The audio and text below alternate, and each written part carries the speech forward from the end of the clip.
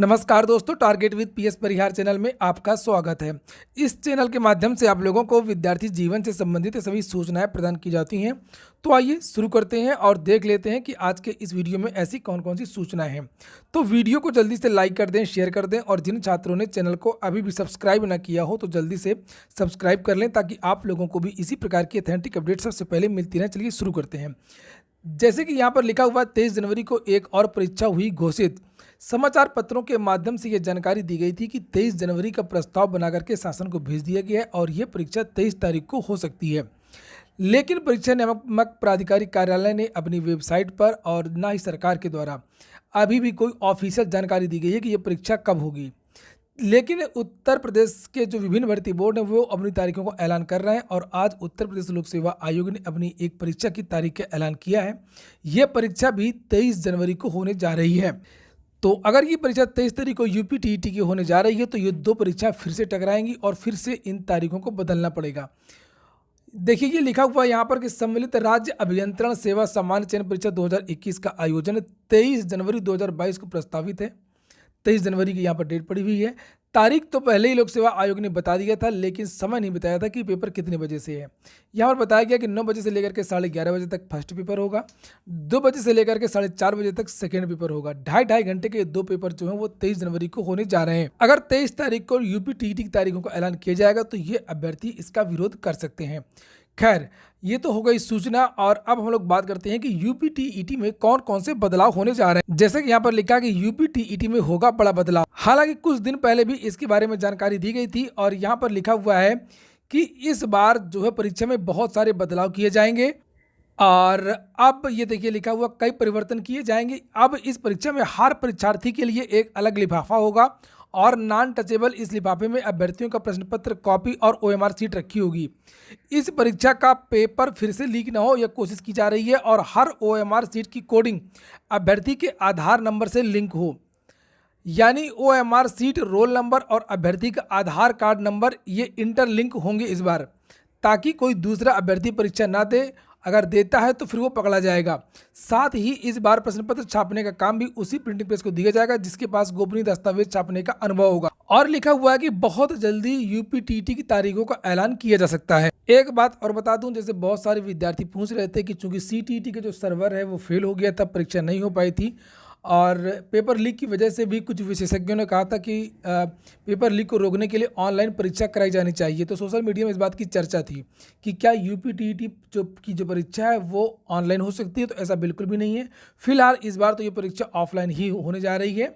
परीक्षा एजेंसी भी तय हो चुकी है, पेपर कहाँ बनना, किस तरीके से छपना, ये सब पूरा काम हो चुका है। तो इसलिए ये जो पेपर है वो ऑफलाइन ही होगा। बात करते हैं उत्तर प्रदेश लोक सेवा आयोग नेक्स्ट नोटिफिकेशन की। उत्तर प्रदेश लोक सेवा आयोग से अगला नोटिफिकेशन किस भर्ती का आ सकता है? जहाँ तक मुझे जानकारी मिली है कि जुडिशरी का एक भर्ती आया करती है एपीओ। एपीओ की जो तैयारियां हैं वो उत्तर प्रदेश लोक सेवा आयोग में लगभग पूरी हो चुकी हैं।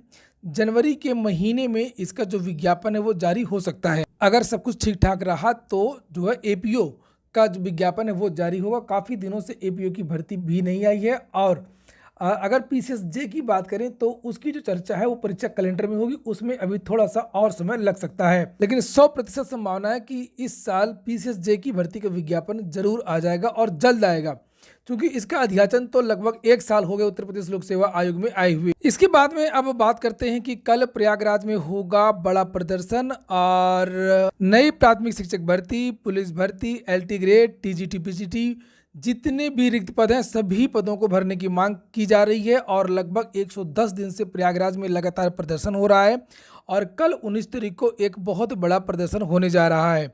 उसी की ये तैयारियां हैं, जगह जगह पर नुक्कड़ सभाएं हो रही हैं। ये जो तस्वीरें देख रहे हैं ये आज की ही तस्वीरें हैं। युवा मंच की तरफ से धरना प्रदर्शन किया जा रहा है और देखिए ये विज्ञप्ति जारी की गई है। कल बालसन पर रोजगार महाआंदोलन, प्रधानमंत्री के दौरे के पूर्व युवाओं का शक्ति प्रदर्शन, 5 लाख रिक्त पदों पर बिना देर जारी हो विज्ञापन। प्रयागराज 18 दिसंबर 2021 प्रदेश में 5 लाख रिक्त पदों को बिना देरी विज्ञापित कराने के मुद्दे पर कल बालसन चौराहे पर रोजगार महाआंदोलन के माध्यम से युवा प्रधानमंत्री के दौरे के पहले शक्ति प्रदर्शन करेंगे, जिससे योगी सरकार को अपनी घोषणाओं को लागू कराने के लिए दबाव बनाया जा सके।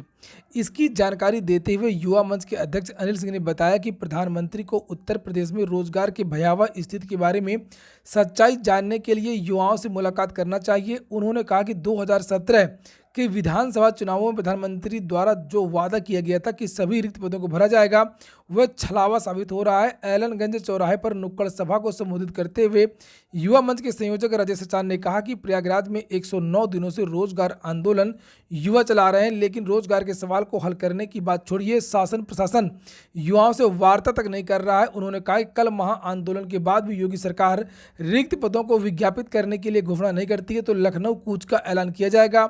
युवा मंच पदाधिकारियों ने सरकार पर रोजगार की कथित उपलब्धियों के प्रचार का आरोप लगाते हुए कहा कि अब ना तो इनके झांसे में कोई युवा आने वाला है और ना ही अब कोई युवा गुमराह होगा।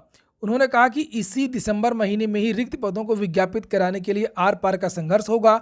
उन्होंने युवाओं से अपील की है कि कल भारी संख्या में बालसन पहुंचे।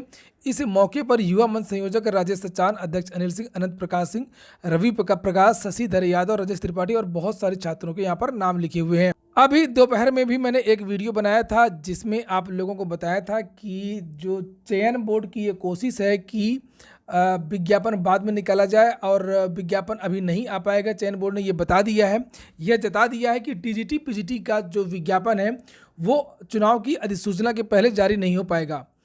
बताया ये गया है कि जो पदों का अधियाचन है वो आ नहीं पाया है, इसलिए कुछ समय इसके लिए और बढ़ा दिया गया है। इसके बाद में जो 2016 और 2021 के विद्यार्थी हैं उनका समायोजन किया जाएगा और भी बहुत सारी बातें हैं। तो नए विज्ञापन में कुल मिलाकर के देरी हो रही है। इसके लिए विद्यार्थियों को दबाव बनाना होगा और तभी कुछ संभावना हो सकती है। और रही बात अधियाचन की और पोर्टल की, तो इसका काम लगभग 2-3 दिन में समाप्ति हो जाएगा। 20 तारीख यानी कि 3 दिन और बढ़ाया गया। 17 तारीख को पोर्टल बंद होना था, 20 तारीख को पोर्टल बंद हो जाएगा। अधियाचन का काम एक तरीके से समाप्त हो चुका है। तदर्थ का मामला भी कोर्ट से समाप्त हो चुका है।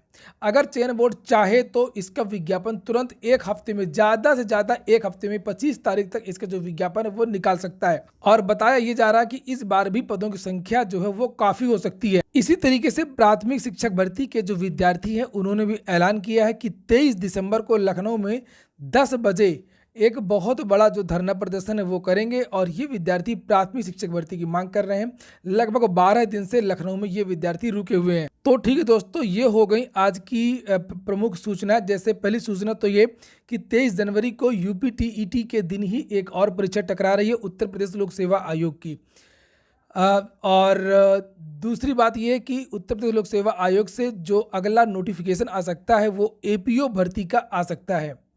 और तीसरी बात यह है कि कल जो प्रयागराज में बालसन चौराहे पर एक बहुत बड़ा धरना प्रदर्शन होने वाला है शिक्षक भर्तियों को लेकर के और विभिन्न भर्तियों को लेकर के। और 23 तारीख को लखनऊ में धरना प्रदर्शन होगा प्राथमिक शिक्षक भर्ती के लिए।